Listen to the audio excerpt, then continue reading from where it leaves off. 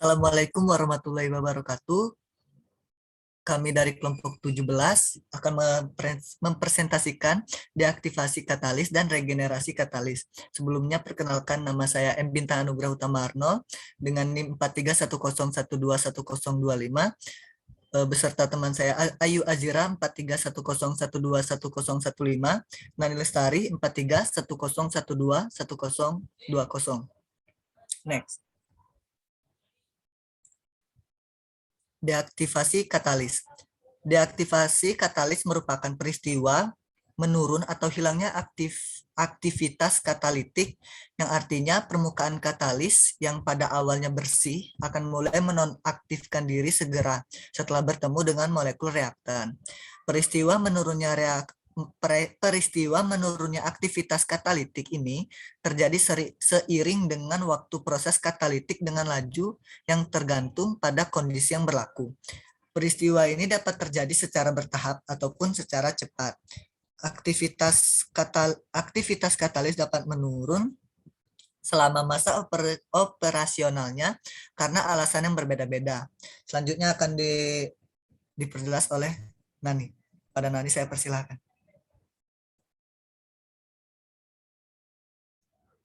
Oke, selanjutnya deaktivasi katalis ini memiliki beberapa faktor yang dapat mempengaruhi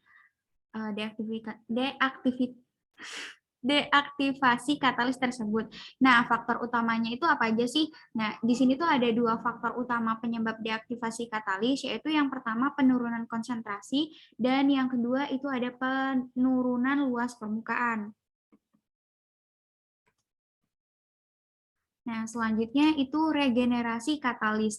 Regenerasi itu merupakan istilah umum yang digunakan untuk mengembalikan kondisi ke keadaan semula. Jika regenerasi tidak dilakukan menggunakan katalis, maka harus dihentikan. Dalam pemakaian katalis ini terdapat dua pilihan yang dapat dilakukan.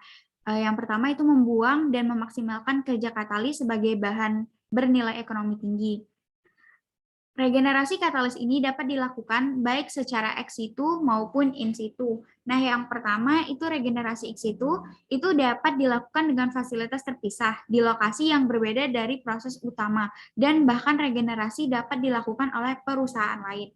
Sedangkan regenerasi in situ adalah fasilitas regenerasi yang merupakan bagian integral dari proses instalasi. Proses regenerasi ini dapat dilakukan dalam reaktor yang sama seperti yang digunakan dalam proses utama. Selanjutnya akan dijelaskan oleh rekan saya. Baiklah, terima kasih. Untuk selanjutnya itu ada proses regenerasi, di mana proses regenerasi ini dapat berlangsung lambat karena meningkatnya batasan termodinamika atau tahanan difusi akibat menutupnya pori-pori katalis. Peningkatan tahanan difusi ini akan menurunkan efektivitas faktor katalis.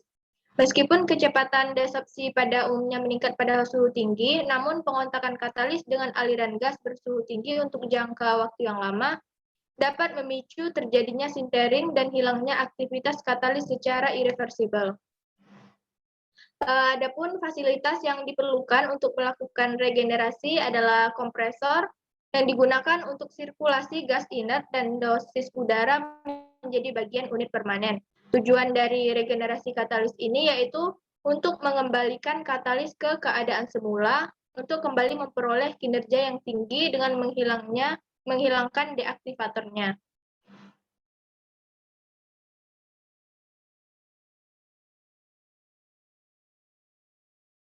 Selanjutnya itu, untuk katalis yang telah melalui proses regenerasi, terdapat beberapa sifat yang harus dipenuhi agar katalis tersebut dapat digunakan kembali. Di antaranya yaitu luas permukaan yang harus besar, logam harus berada dalam fase tereduksi, logam harus terdispersi pada permukaan penyangga, dan halogen atau fungsi asam katalis harus berada pada tingkat yang sesuai.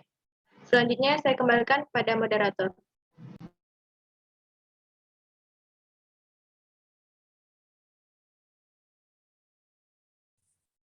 Baiklah, terima kasih.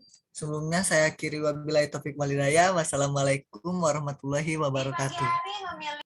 Waalaikumsalam warahmatullahi wabarakatuh.